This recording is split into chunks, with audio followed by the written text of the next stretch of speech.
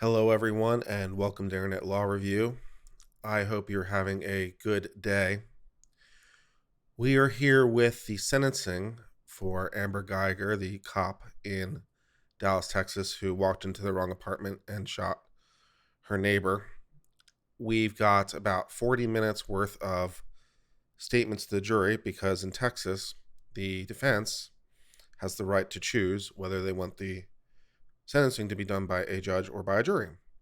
It's their choice. The prosecution doesn't get to object, and you have to make the decision before the trial starts. So the defense chose to have the sentencing done by a jury. And so the jury is going to hear jury instructions for sentencing, and then they're going to hear statements, like closing statements for this as well. Additional evidence was introduced as part of the sentencing process. Things that would otherwise not be admissible become admissible to some degree. And so they heard additional things, including some social media posts. And then following this, we're going to see something. I'm not going to spoil it for you, but I will simply say to you that I really think it's worth you being here when we play it. I had to listen to it in order to make sure that it actually happened because I couldn't believe what I read. And it's worth your time. So I thought about playing that first, but then I realized if I played that first, we would never get around to the sentencing and law part.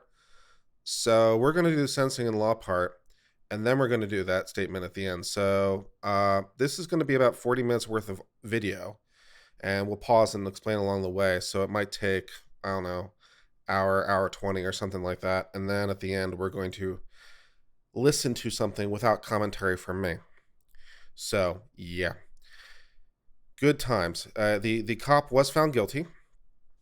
It was murder in the second degree. Under Texas law, this has a range of 5 to 99 years, wide range. Additionally, the jury can decide, as I'm sure we're going to hear in the sentencing verdict or sentencing instructions, the jury can decide whether or not it was a impulsive, sudden impulse kind of thing. So apparently that's normally something that would bump it down to manslaughter. But even though it's murder, and they've already made that decision, they can still make the decision that it was an impulsive act. And if they do, then the time gets cut in half. So hypothetically, and then they can get paroled in half of that.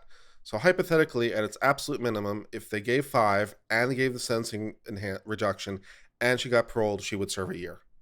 So that's the theoretical minimum. And then the theoretical maximum, if they give her 99 years, then there's a rule that says half the time, but 30, it stops at 30. So she'd be eligible for parole at 30 years, but that would be cut in half. So we got a 5 to 99 window. The jury has to make a decision as to the where in the window and has to make a decision as to whether or not this impulsive qualification comes into picture. So we're going to listen to the instructions and we're going to listen to the closing. And because we already know the end, I'll give you the end because I didn't cut that part in here. They sentenced her to 10 years, and they did not give her the that designation. So it wasn't cut in half. So she was assigned 10 years, and we're going to listen to the instructions and listen to the closing and go from there. So let's get started. That means, ladies and gentlemen, is that you have heard all of the testimony that you will hear in this phase of the trial. As we did in guilt innocence, I will now read to you the charge that should govern your deliberations. And I will have multiple copies made at the conclusion here to provide to you when you go back into the jury room. The charge reads as follows. Members of the jury, the defendant, Amber Guyger, has been found guilty by you of the offense of murder. The court has received and accepted your verdict of guilty, and you will no longer concern yourselves with the innocence or guilt of the defendant. You shall now limit your deliberations under all the law and evidence in this case to the question of punishment, which it is now your duty to assess. The punishment authorized for the offense of murder is by the imprisonment in the institutional division of the Texas Department of Criminal Justice for life or for a term of not more than 99 years or less than 5 years. In addition thereto, a fine may be assessed not to exceed $10,000. Our law provides that at the punishment phase of the trial, wherein the jury determines the punishment to be assessed in the case, the defendant may raise the issue as to whether she caused the death of Botham John while under the immediate influence of sudden passion arising from an adequate cause. The defendant must prove this issue by a preponderance of the evidence. Sudden passion means passion directly caused by and arousing out of provocation by the individual killed or acting with the person killed, which passion arises at the time of the offense and is not solely the result of former provocation. Adequate cause means So what they're talking about is sudden provocation is basically there's a situation that arrives as at that moment that causes murder. The classic example is a spouse walks in on another spouse who's having an affair and the spouse commits murder. So that's the classic example of a sudden provocation. Now, normally in most states that would reduce it from murder to voluntary manslaughter, and it could have here. But even though the murder has been found, they can still additionally find this as a factor. So that's an interesting quirk of Texas law, but that's what they're talking about. And the defense has to prove this by preponderance. So they only have to prove it more likely than not if there was some reason that basically something caused to create some sort of imminent excitement of the kind that we're talking about. Let's continue. cause that would commonly produce a degree of anger, rage, resentment, or terror in a person of ordinary temper sufficient to render the mind incapable of cool reflection. The burden of proof is by a preponderance of the evidence, and that burden rests on the defendant. Preponderance of the evidence means the greater weight of the credible evidence.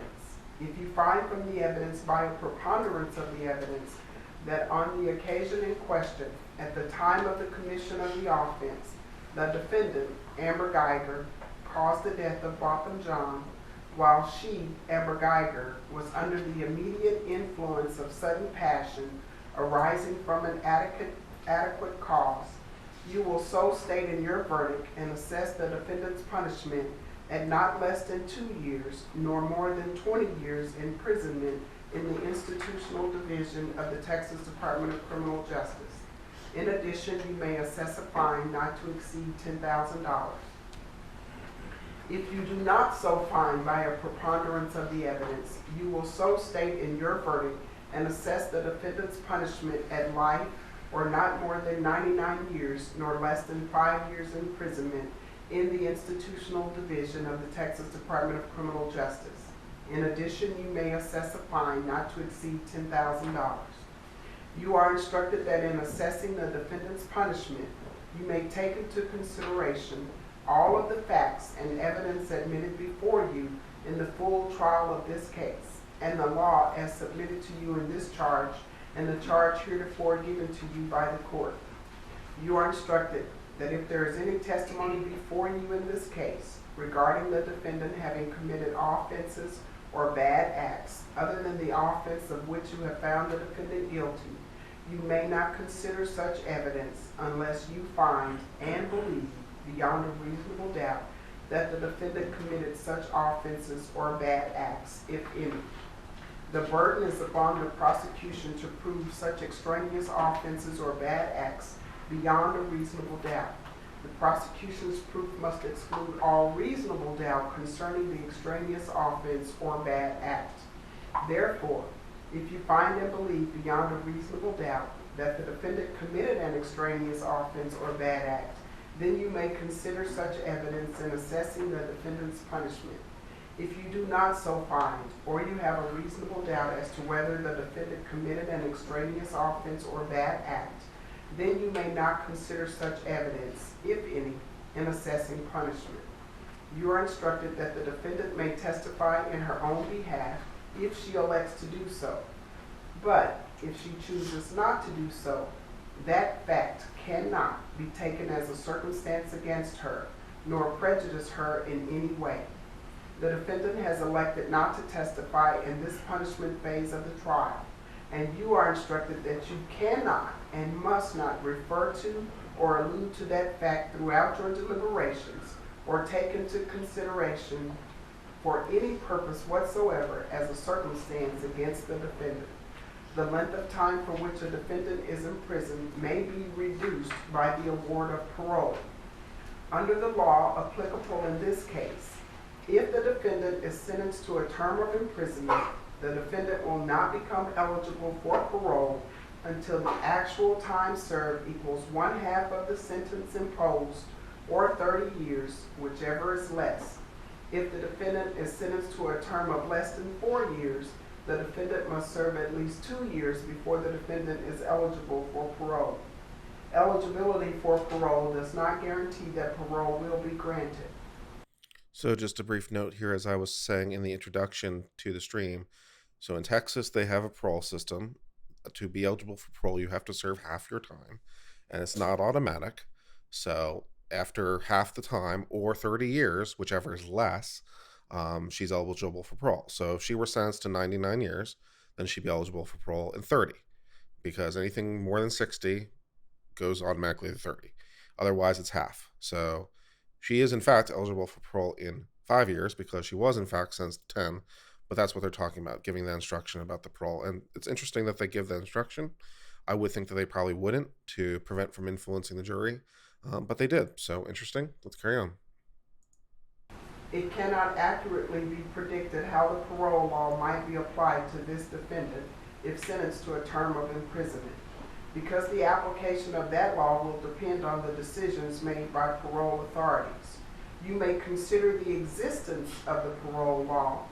You are not to consider the manner in which the parole law may be applied to this particular defendant. You are instructed that in determining the punishment in this case, you are not to discuss amongst yourselves how long the defendant will be required to serve any sentence you decide to impose. Such matters come within the exclusive jurisdiction of the Board of Pardons and Paroles and are of no concern of yours. You are further instructed that your verdict must be unanimous and shall be arrived at by due deliberation and not by drawing lots or any other method of chance, nor shall you add any combination of figures and divide the answer thereto. So it's pretty interesting. They have to reach the conclusion as to the amount of sentence unanimously, as you probably might expect. And they said you can't determine it by drawing lots, which is to say drawing, pieces of paper out of a hat. And you can't determine it by simply adding up what you want and dividing by 12. Of course, jury deliberations are secret. So, in fact, the jury can do pretty much anything they want because jury deliberations are secret. But at least hypothetically, they're not supposed to do these things. So, hypothetically, they're all supposed to arrive at the same number. So, that's what that said. Carrying on. You are the exclusive judges of the facts proved, of the credibility of the witnesses, and of the weight to be given their testimony. But you are bound to receive the law from the court, which is herein given you, and be governed thereby. When you have reached a unanimous verdict, the presiding juror shall fill in and sign the verdict form that conforms to your verdict, and then announce to the officer who has you in charge that you have reached the verdict. Signed, Judge Tammy Kemp. And then the verdict form reads as follows. You may only select one. We, the jury, unanimously find by a preponderance of the evidence that the defendant caused the death of Botham John while under the immediate influence of sudden passion arising from an adequate cause, and assess the defendant's punishment at, you have to select the number between 2 and 20 years, imprisonment in the Texas Department of Criminal Justice. In addition, we assess a fine of, you can put any number, 0 to 2,000. And then, of course, there's a signature line for the presiding juror to sign her name and then to print her name. Or, we the jury find unanimously that the defendant did not cause the death of Botham John while under the immediate influence of sudden passion arising from an adequate cause, and assess the defendant's punishment at, and there you will select either life or a number between 99 and 5. So just as a FYI, the technical distinction between life and 99, you might want to know, is that life is for the remainder of your natural life, whereas for a term of years, as we said, there's parole. So basically it's life without parole is essentially what they're saying. So if you did 99 years, you could be out in 30, hypothetically. If you do life, not so much. So that's the practical difference between life and 99 in this situation. But carrying on. Imprisonment in the text. Was someone asked preponderance of the evidence? Isn't that a civil standard? Um, Generally speaking, yes. Generally speaking, it is a civil standard, but even in the standards do mix. So there are some things that even in criminal law, the proof of guilt has to be beyond a reasonable doubt, but certain other things don't necessarily have to be. For example, proving that this happened under some sort of external duress or external influence, a sudden impulsive thing. The defense only has to prove it by preponderance of the evidence. It's an affirmative defense, and they have to prove it, but only by that much.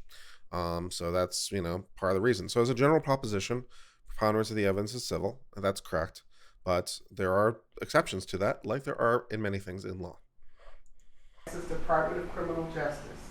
In addition, we assess a fine of, and there's a blank, and if you so decide, you'll put a number between 0 and 10,000. And then again, there's the signature lines for the presiding juror to sign her name and then to print her name.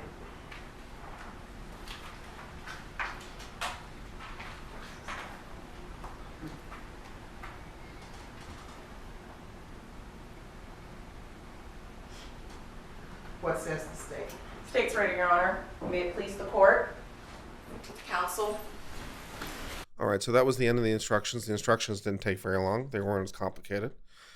So you basically heard it. You have to figure out whether or not this excited state thing exists, and if so, select between these ranges. And if it didn't exist, select between these other ranges and fill out the form. And you can't draw lots. You can't average the numbers. You have to come to some sort of unanimous verdict. You can consider anything that you've heard, either during the punishment phase or during the trial phase, because again, additional evidence has been submitted. So you can consider all that evidence, and you have to figure out amongst yourselves a number. So, or I always like the fine thing. It just strikes me as ridiculous, because it's a fine of it's a 5 to 99 years and or a fine of $10,000. It's like, in what universe is like the $10,000 matter? I don't know, but I've read murder statutes in every state. They're all written like this. They're all written like you can get a criminal penalty of like 30 years to life and a fine of $5,000. Who's writing this? I don't know, but it's like every state's like this. I don't know where they come up with this number. It doesn't seem to correlate to anything at all, but that's what it is. Carrying on. Members of the jury. Someone asked, is it appropriate for the jury to factor in remorse and personal belief about the defendant's likelihood of reoffending? They can factor in any sort of mitigating or additional evidence that they want. So, anything they've heard in terms of evidence. And sure, they can factor in what they think they can factor in the severity of the crime, factor in thoughts of reoffending, factor in how much a danger they are to the community. They can factor pretty much anything into the decision they like, so they can factor in, the life that she's led generally up to this point. They can factor in, her apparent contrition, whether or not they believe that she's really sorry or not. They can decide amongst themselves if she's really sorry, and they can factor that in. So sure, yeah, they can factor all those things in. So now we're going to hear basically closing arguments from both the prosecution and defense. So let's listen what they think is appropriate according to each of them. The past few weeks have led to today. In fact, almost a month ago, we started the jury selection process. But all of that brings us to today. And what is today? Today is the day that Botham Shem Jean, his murderer, is going to be punished for unjustly taking his life. We're in the punishment phase now. You 12 will be charged with assigning and assessing this defendant's punishment, and you'll have to come up with a unanimous decision as to how many years should this defendant serve in prison for murdering Botham.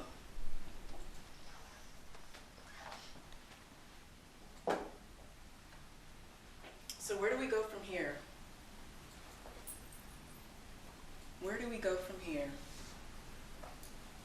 You've got to learn today a little bit over the past few days about how bright Botham was. how much his family loved him, his coworkers loved him, practically anyone who's ever met him loved him. And that was only a small glimpse into the life of Bo. You also got to hear from those that love the defendant and the good things that she's done. And in punishment, you get to consider all of this. And you should consider all of this. Because now's the time that you make your decision as to what is a just punishment, what is appropriate for the horrible crime that has occurred here. You know, we spent some time talking with Bo, friends, family. They told you how loving he was, how encouraging he was, how helpful he was. He spent a life wanting to help others, and you get to take that into consideration as to who this individual was and how this affects not only the Jean family, but all of us. We all were robbed of both them and the greatness that he brought to Dallas County. But honestly, who knows what his impact could have truly have been had his life not been taken from him. We also brought you some more information that you might not have been aware of about the defendant and her character. And that's something that you get to take into consideration as well. You know, people only get to see the sides of you that you show them. But who are people when they really trust you? When they really feel like they can trust you, that's who they're going to show you who they truly are. And what did the defendant show us? In State's Exhibit 357, the state presented a copy of an item on social media that the defendant tagged to her Pinterest account. We also presented another piece of evidence that the defendant has saved to her Pinterest account in State's Exhibit 358 and also in 359. And I anticipate that the defense is going to argue that these are dark humor, just jokes, maybe even cop humor. But is this really the kind of things that we want our officers joking about? And not just the memes themselves, but take a look at the comments and what's written down. That will really show you what this defendant had in her heart when no one else was looking. The things that, even if they are a joke, she found funny. But what does she write underneath these? You look at that. But let's say you want to say that these are just jokes, and I get it, because there can be dark humor out there. But there's no joke in these text messages. These text messages to where on September 4th, 2018, 2 days prior to the defendant murdering Bo, she's joking about a racist dog. And she responds, and you can see it in here, and you'll be able to take this exhibit to read it for yourself, that it's okay, I'm the same. That's what this defendant is telling her friends when no one else is looking. And then if you go down a little bit further, I hate everything and everyone but y'all. Who's the y'all she's talking about? Who does this defendant really care about? Someone asked, there were a couple questions. Someone asked, what happens if the jury becomes hung at this point? Well, there was recently a change in law because the old law was pretty stupid. The old law was in Texas that if they couldn't reach a decision at the sentencing phase, the entire thing was thrown out and they start from square one. So they start back from the presumption of innocence, the verdict is rendered incomplete, and you just start like it's a mistrial. So that was pretty stupid. But fortunately, the Texas legislature realized it was pretty stupid, and they changed it recently. And the law now is that all you do is you redo the sentencing phase. So you would you'd do a new jury. The issue of guilt has already been done, and you'd bring in enough evidence to get them to decide the verdict. So fortunately, they decided that was kind of dumb. Yeah, there may be a wrongful death suit, so that was very helpful. And then someone asked about the Pinterest. I did see one of the Pinterests because we couldn't really see them on screen. And one of the Pinterests was a picture of the Minions, the little cartoon from the movie Minion. And the caption in the thing says, "People are so ungrateful. No one ever thanks me for having the patience not to kill them." And Amber saved that with the caption, "Grateful Minion." I would suggest that didn't really age very well, but that's just me. So, fun times. Anyways, carrying on. And then the MLK parade. You got to hear that the defendant was joking about the death of Dr. Martin Luther King. Yeah, that happened too. A man who brings so much inspiration to all of us. A man who quite a few individuals, you remember those jury questionnaires when we asked you who you admire the most or who you admire the least?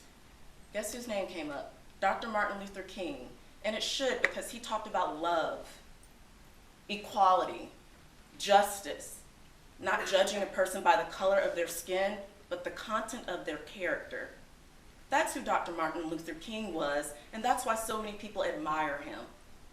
And so while working the Martin Luther King Day Parade in January of 2018, what did we learn about the defendant?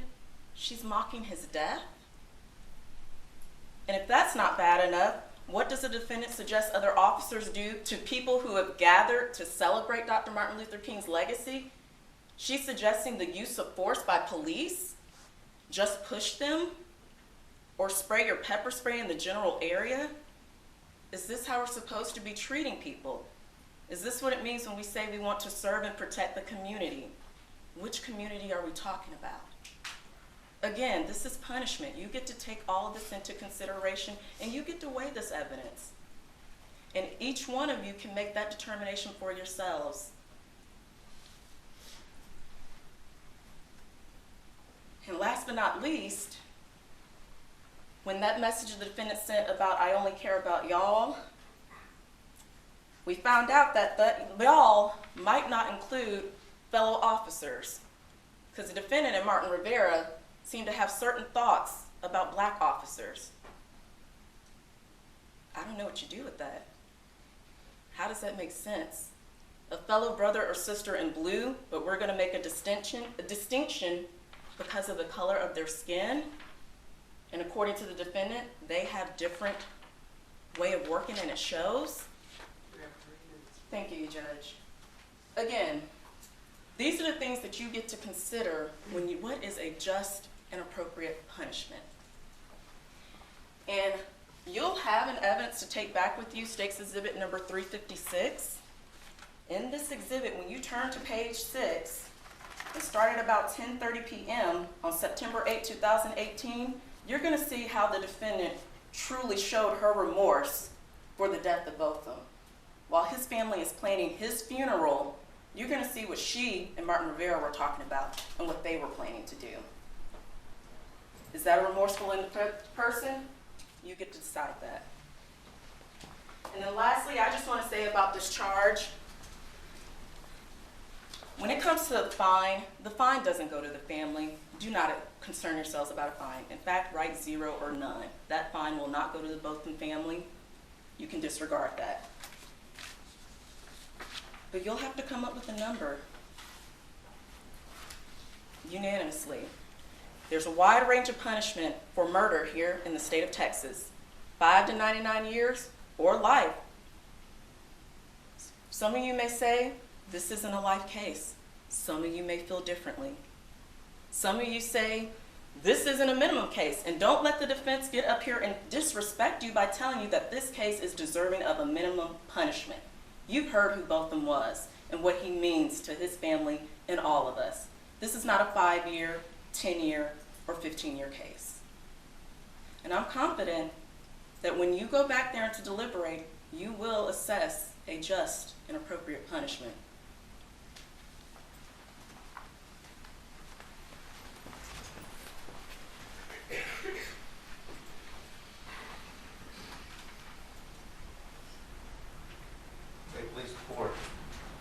All right, so since we're doing ratings of various closings, I will give her 7 out of 10.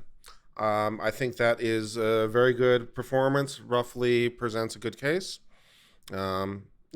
She's about at my skill level, I think. So were I to do this, I think we'd be roughly par. 7 out of 10. She did a very good, competent job.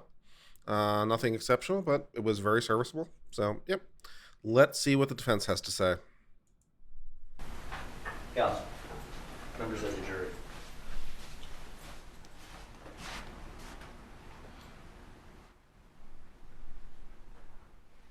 The hardest thing a criminal defense attorney can do after a finding of guilt of his client is addressing a jury, obviously. I also want it to be noted for the record that the volume just keeps changing on this. It's not me. It's just the way the mics are because they're not exactly great. So I have to keep having to adjust it manually to make the volume be consistent. So I'm doing my best over here, guys, with bad audio. So forgive me. In the punishment stage. But in doing that, the first thing I want to do is thank you for your deliberations and guilt innocence. We ask you to carefully consider the evidence in this case, and you took your time. It showed that you did that. You sent out notes, you asked for exhibits, and that showed that you were looking at both sides, that you were examining the case. You didn't have to do that, not all juries do. We appreciate that you took the time to do that. You didn't see it our way, but it's in your hands in this case, and we appreciate you took the time and took your oath seriously. Now we reach the punishment stage. And in Texas, it's unique because most states, a judge will assess punishment. In Texas, we let juries do that. And the legislature, for the crime of murder, sets a very wide range of punishment. Very wide range. Minimum 5 years for intentionally killing someone, committing murder, all the way to 99 years or life, and anywhere in between.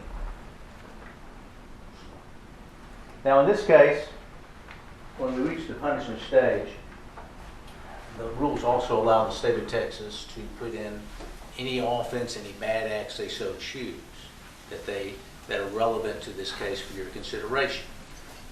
They've done that. They put in some text strings, they put in some things from social media. In this day and age, when we have cell phones right at our disposal, when we can say things at a whim or whatever we're feeling that day, I would say that anyone in this courtroom obviously is going to regret something they say at some point in time in their life. What I want you to do is this. That may be one snapshot in time during a day, Amber Guyger. But when you're deliberating this case, I'll ask you to look at the whole picture, the entire life of what you know in this case. Because the prosecution has alluded and will continue to argue that this true character is seen in some of these texts. She's cold-hearted, she is callous, she's a racist. I'll ask you to look at her whole life. When you start to consider that, I'd like you to look at LaWanda Clark. How Amber Guyger treated her. 2017, when she was in that crack house, Amber Guyger came and found her. Said, "You don't fit the profile here. What are you doing here?" Kept coming back to her. And finally went to her and said, "You've got two things can happen. You're either going to continue down this road to drugs, or you're going to get a ticket out of here." She gave her a ticket to go to a drug court. And LaWanda told you that what that made her feel. The first time in a long time, she felt human again. She had hope that this person, this officer, would take interest in her. And it changed her life. She made it through that court. She made it through the program. She sought Amber Guyger out, wanted her to come to her graduation, and they were both excited about it. And she's sober today. When you want to think about how callous and cruel she may be, think about that. Now she's touched a life. Think about her friend Kate, who she met when they were both working at Fridays. They worked hard because they had dreams, and they got to know each other better. They worked 5 or 6 years together.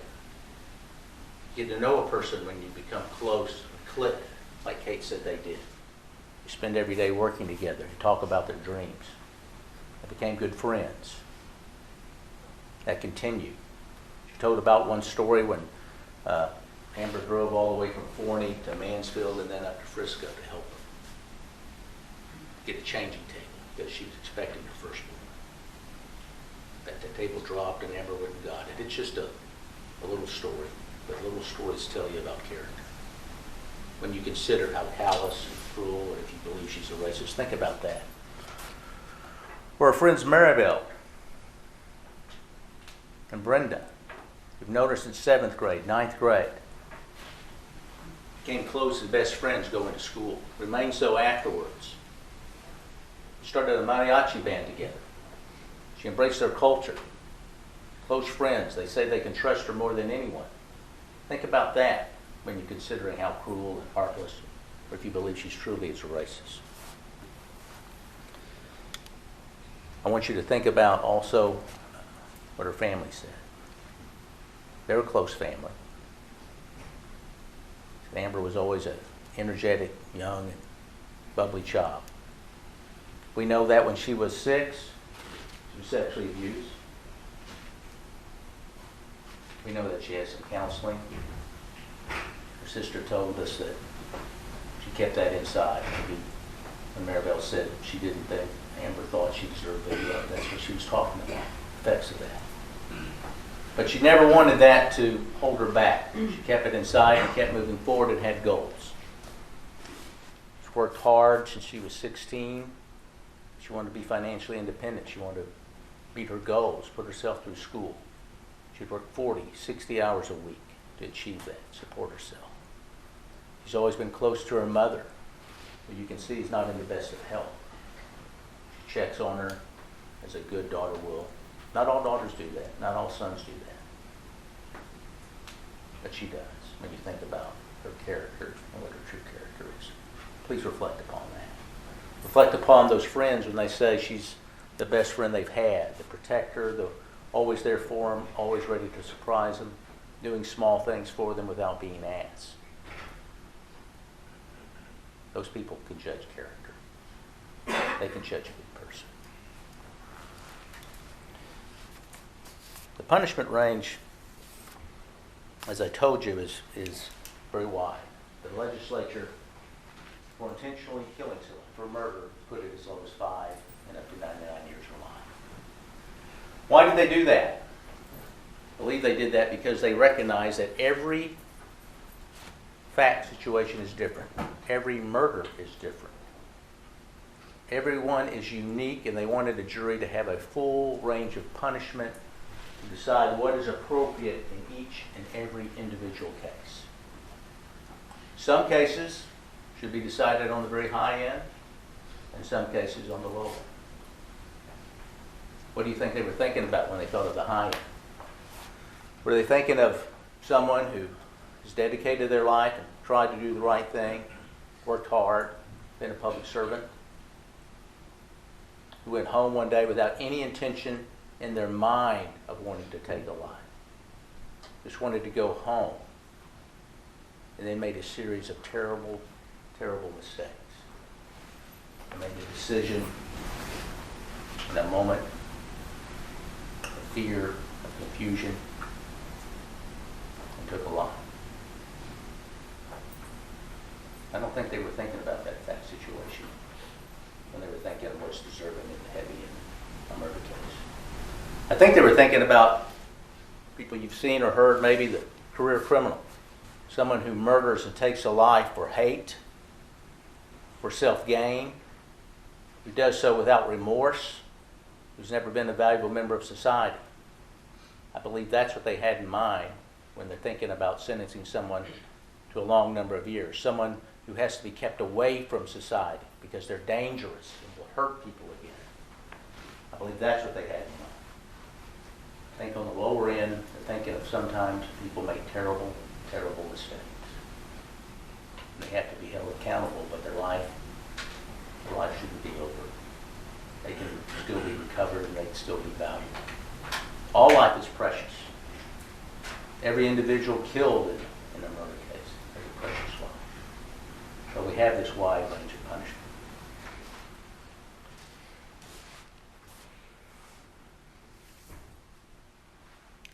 I would also ask you something similar to this in guilt, to keep focused just on this case. As you know, there's been immense media pressure, intensity, scrutiny of this case. We know in this nation that there have been controversial police shootings. We know there have been citizens killed by police in unjust means, and that Police officers have gone free. They should have been punished. This causes lots of heartache. This causes passions to run high. But I'll ask you, no matter how you feel about those cases, don't bring that into the jury room on this case. Look at it in its own unique circumstances. This case is not those cases. Just a quick pause to say that I really like that, where he's basically addressing the big elephant sort of in the global room of all these other cases and sort of the cultural issue. So he's very wise. Whenever there's a bad element in a case, whether it's bad facts, bad law, bad whatever, it's always helpful if you mention it first, because then you get to control how it goes. So like he's thinking about this bad element that exists in global society, where there's all these bad shootings and Black Lives Matter and all the rest of it. Of course, he's not going to use those kind of that's terms, because they're very inflammatory. But he's, in my judgment, very wise to bring it up, and I like the way that he's dealing with it. He's like, yeah, there's a lot of these cases, a lot of injustice in the world, but you should judge it on this case and this case alone. So I like the way that he did it, and I like the way that he kind of handled it to draw the sting by being the first mover. So I really like what he did there. So that's a really nice touch there. Amber Guyger wasn't on duty. She didn't pull often John over. She didn't go there on a search warrant trying to break into his apartment. She just wanted to go home and do these horrible series of events. She went into his apartment by mistake. She pulled that trigger in an instant she'll regret the rest of her life. She made a mistake, and yet we know by your verdict it was an unreasonable mistake. We accept that. But it was still a mistake. She didn't go there seeking to kill him. Last thing in her mind. You may hear from the prosecution that you need to send a message. When a prosecutor asks juries to send messages, it's usually about deterrence. You have to stop other people from committing crimes by a message on your sentence. I've done that myself when I was a prosecutor. I'll submit to you, those types of verdicts when you're asking for a message are for people who are planning to commit crimes. You have a cartel coming into your city, your county, that are planning out crimes. Yes, you want to send a message to those people if you find them and convict them. If you have an organized gang who rob and terrorize neighborhoods, yes, you want to send a message to them that they should not commit those types of crimes. If you have police officers who potentially get together or bribe or shake down citizens, yes, you want to send a message to those people because they are planning crimes. But this event wasn't planned. This event is so unique, you'll never see it again in the history of the United States. I really like that point too. He's pointing out that among many theories of why you punish people, there's a principle called general deterrence, where we're trying to deter people in general, as opposed to specific deterrence, where we're trying to deter the particular individual in front of us. So we're talking about specific deterrence and sending a message. We're punishing this person as a warning to everybody, to deter everybody. And he's saying, well, that only applies if they're going to be deterred, and this is essentially a mistake, so there's no deterrence that's possible. You know, I like that. It's a good line of argument for him, so well done. That fate could come together in such a terrible way. This could have changed at any moment as these events unfolded. But they didn't. And it destroyed two wonderful people.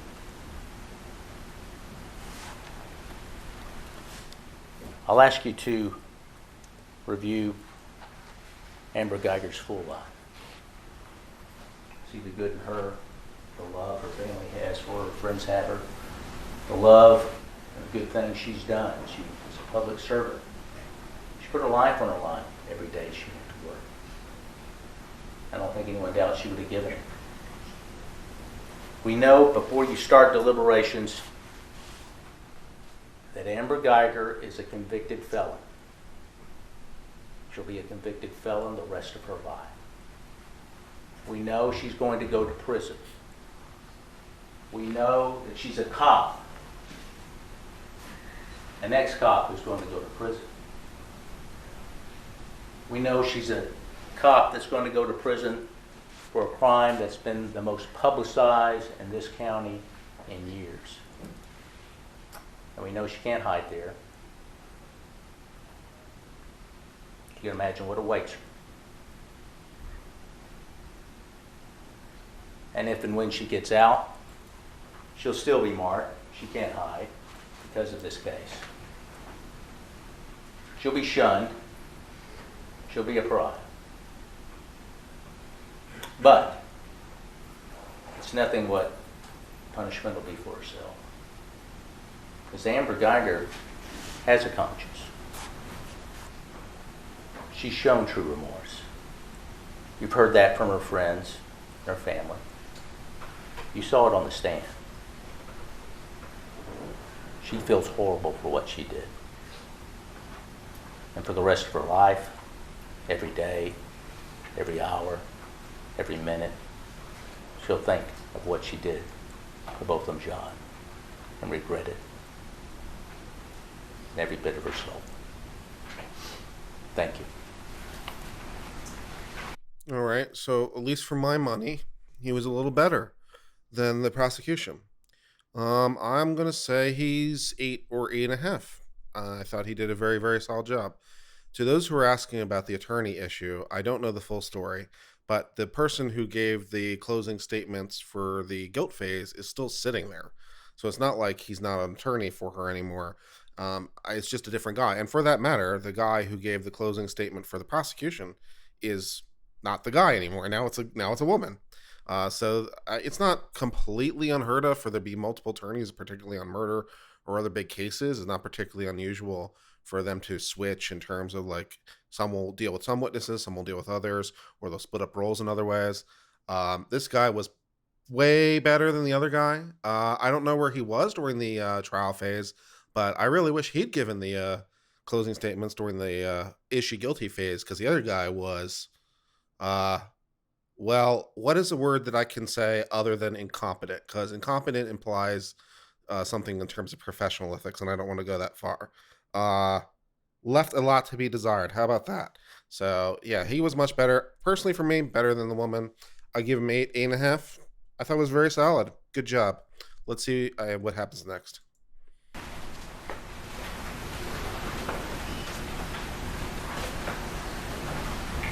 You have 11 minutes, Ms. Long. So now the government gets rebuttal. So they get a rebuttal time. Okay.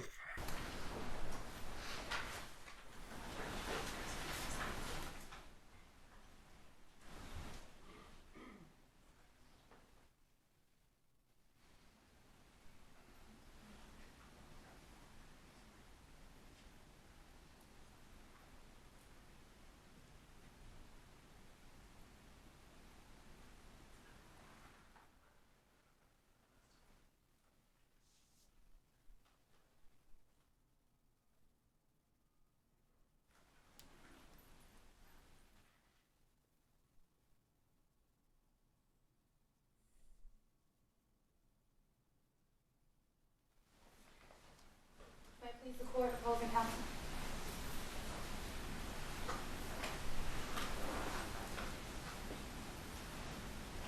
You all had an opportunity to hear Botham's beautiful voice. And this is yet a different person. So the rebuttal is being done by yet a different attorney, which strikes me as very unusual, but we are where we are. You all can take that disc back and listen to him sing. That is the voice that Alyssa, his sister, yearns to hear again. It is the voice that his father, Bertram, so desperately wants to hear again.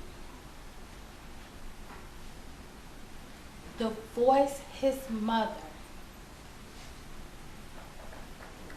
who called her Governor General, Gigi.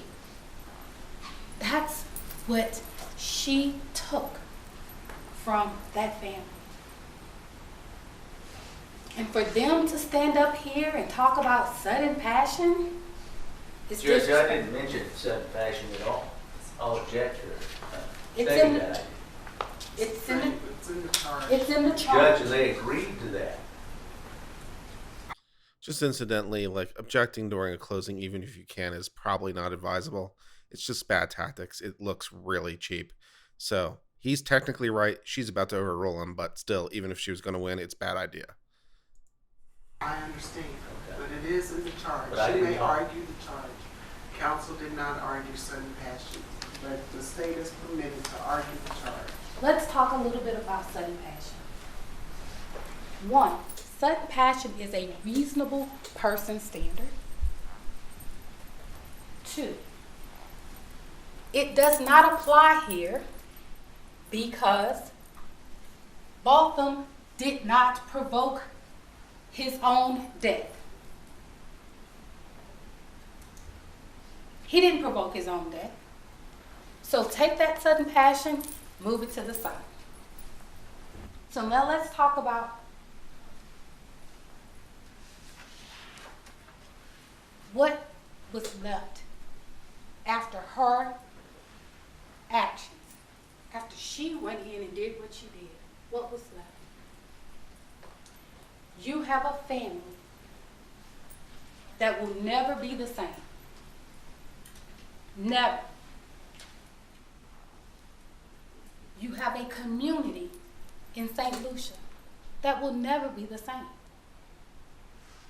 You heard how both of them would go out just into the community of St. Lucia, and he sang to a blind man, and he bought a lady a cake because her birthday was the same day as his mom's. How he would take his classmates from Harding University back to his home country to do great things. He was always a person of uplifting, encouraging, bettering others. In his short 26 years on this earth, he has probably done more community service, public service help than majority of us combined. You have a university, Harding University, that will never be the same. Why? Because he is not here. He is not here to visit with his family. It's unfortunate that she is going to the penitentiary. And don't let them talk about, well, she can't hide in the penitentiary, she'll be a cop in the penitentiary. That's not for you to concern yourself with. Because they have measures in the penitentiary for such things. Maybe it's just me, but I find this woman's voice a little bit difficult to listen to because it's like she keeps like oscillating in her tone. It's like she's going up and down like a half step of like in terms of like music, where it's like oscillating up and down as she's speaking. She's like got this little like waveform thing to it, so it's a little hard for me to listen to it because it's keeps oscillating. Is it just me? Am I the only one hearing this? Because it's almost where you would, if it were a question, you speak with a question like this, except it's all the way through there. So it's a little bit hard to listen to. It's like that. So don't concern yourself with that.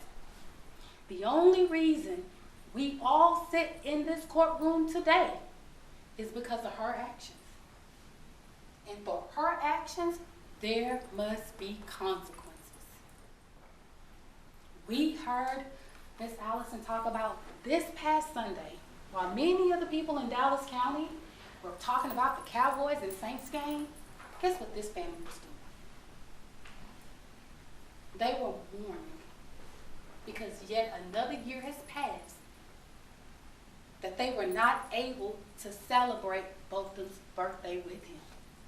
Right before he died, what did he want for his birthday? Some Drake tickets. He wanted to go to a concert. He wanted to do normal things that a mid-20-something-year-old young man wanted to do. And he couldn't, and he can't, because she did that. She took that away from him. So this past Sunday, he would have been 28 years old. 28 years. With so much potential. His coworker Carrie said he could have written his own ticket because he was that smart, that outgoing, that educated, and everybody loved him. Everybody. This sentence that you all will give her,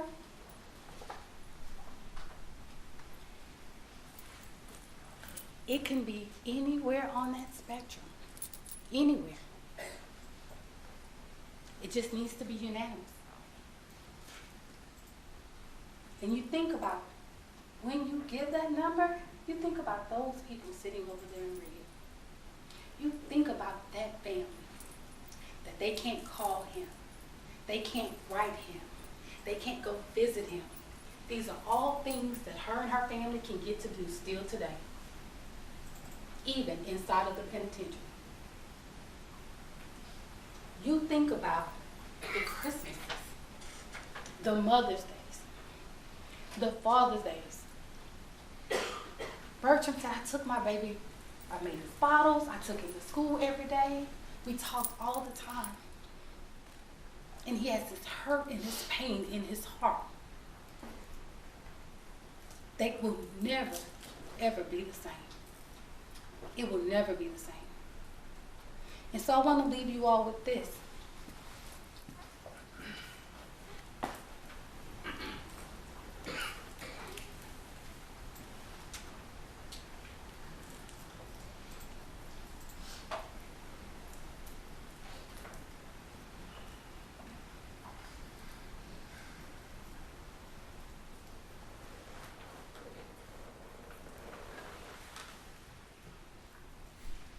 Technical problems in court, always fun.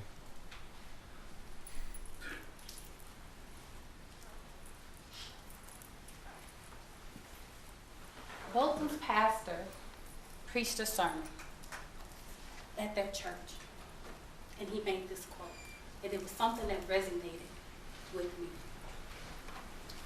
To him, to her, the defendant, he was just a silhouette in a room. But to anyone who ever met him, he was the brightest light in the room. And you saw that. He was Alexis' person. He was Alyssa's person.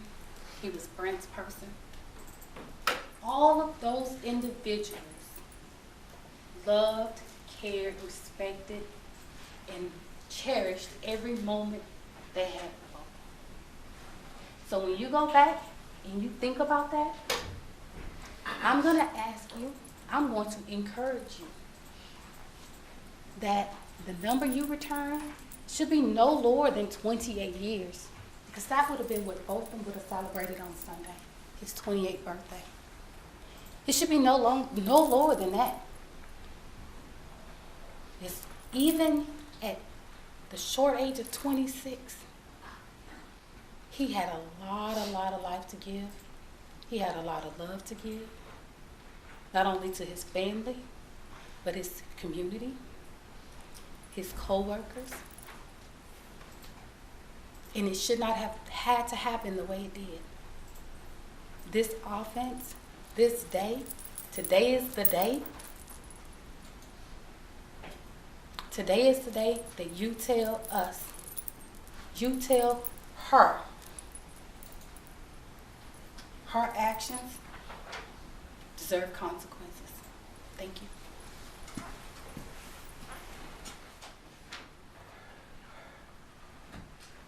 The jury may retire to deliberate the jury. All right. Okay, so we heard the instructions. We heard from the state. Okay, I have to give this girl a rating. I think she was the weakest of the three. I would say 6 out of 10. Also, just personally, I kept hearing the jangle of her wristband or whatever she would have that ornament on, and it's generally a good idea to not have distracting things on when possible. So I found that a bit distracting, but I think she has a lot of potential I think she could actually benefit from a vocal coach to help her, and I think she could. She's got some talent, but 6 out of 10. So all in all, pretty good. All right, guys. Now, for those of you who have tuned out, I would very much strongly encourage you to tune in at this point because this is the it's about to get real part of the stream. Um, Something happened. Okay, here's so let's just conclude with what we know. All right, so she was sentenced. She was found guilty. They did not find the provocation, and they sentenced her to 10 years. All right, that's where we are. The judge can't change that verdict. The judge can't set aside the verdict. The only thing the judge can theoretically do is order a new trial. So they can't like find the defendant not guilty. So they don't have power of JNOV for a criminal case in Texas. So the only thing the judge can do theoretically is create a new trial, which he's not going to do. So the jury came back with a verdict of 10 years. After that, after the jury comes back, now they of course allow testimony from the families, as you heard alluded to. So they allowed testimony during the sentencing phase. However, after the jury comes back, they also allow a witness impact statement. A lot of courts give these things.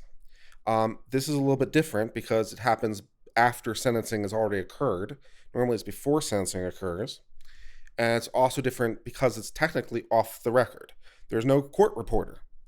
It's not held during the proceedings of the trial. But the defendant is required to be there. And it's an opportunity, I suppose, for them to say something to her face if they're so inclined. So, there was a victim impact statement. There was a victim impact statement from this guy. This is the brother of the person who was shot. Okay? That's an important detail. It's the brother of the person who was shot. This guy's 18 years old. All right? And he has something he wants to say. And I'm just going to warn you now that we're going to be cutting up some onions. At least I was. So, yeah. So, this will not be stopped. I will have my mic off during this. And pretty much after that, I'm going to close the stream because there's really nothing more for me to say. I think I just want to stop with this. So, I'll just close what I'm going to say for now. If you like this channel, please like, subscribe, hit the bell, all the rest of it. As always, I appreciate your support.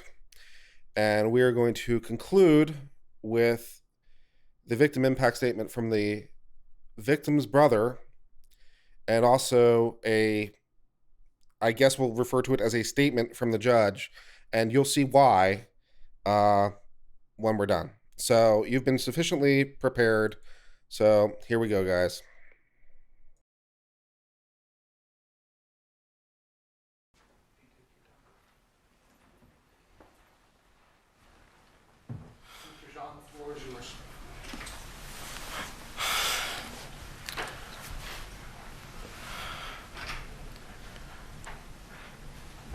I don't want to say twice or for the 100th time what you've or how much you've taken from us. I think you know that. But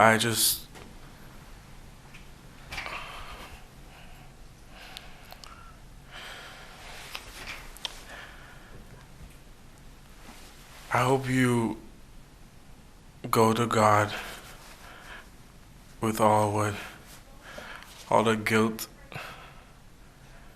all the bad things you may have done in the past. Each and every one of us may have done something that we're not supposed to do.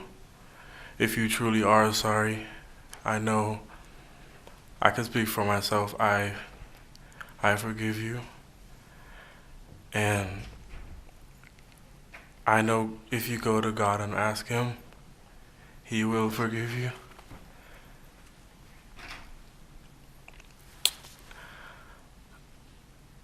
And I don't think anyone could say it.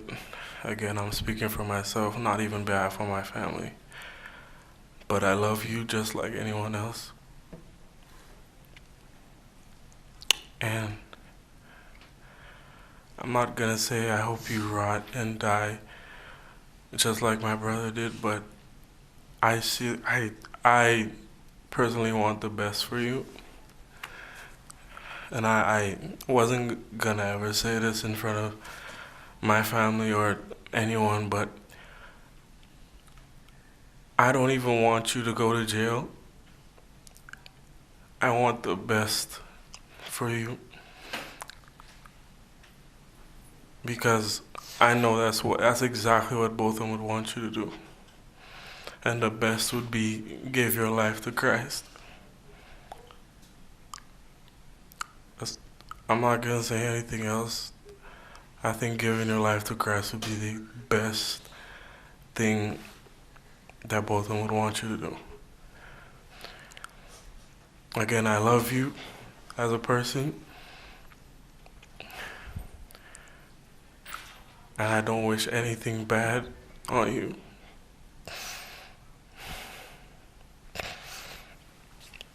I don't know if this is possible, but can I give her a hug, please?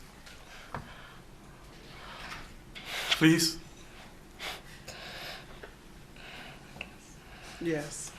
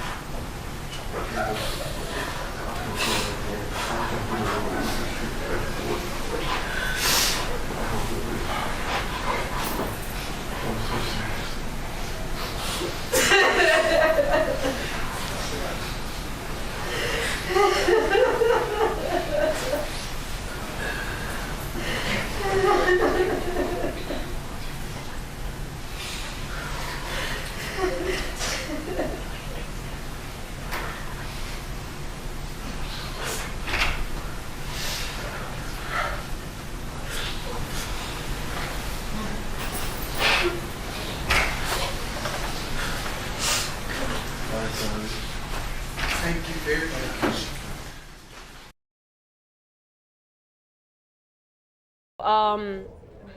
This is extraordinary. I feel like we're watching something that I've never seen before. I mean, this moment, the hug between Amber Guyger and Botham Jean's brother, and now the judge. It sounded like maybe she was reading a Bible scripture or witnessing somehow. I mean, it's just oh my God, now the judge is hugging Amber Guyger. Okay, this is, I'm starting to lose it again. Well, and I think that the emotional aspects of his case, and again, without question, it's a tragedy all the way around. The emotional aspects of his case have led to the judge to do something that's very unusual, to have direct attempts to communicate with the family of the victim and the defendant herself on the record. And what I can only suppose is an attempt to try to start some healing for these people. It certainly is difficult, it certainly is extraordinary, it certainly is unusual. It is something that I don't know that I've ever seen before in a trial, this kind of direct communication. And by the way, person to person. my Facebook commenters are saying that the judge gave Amber Guyger a Bible. And again, I think this is her attempt to try to let there begin some healing.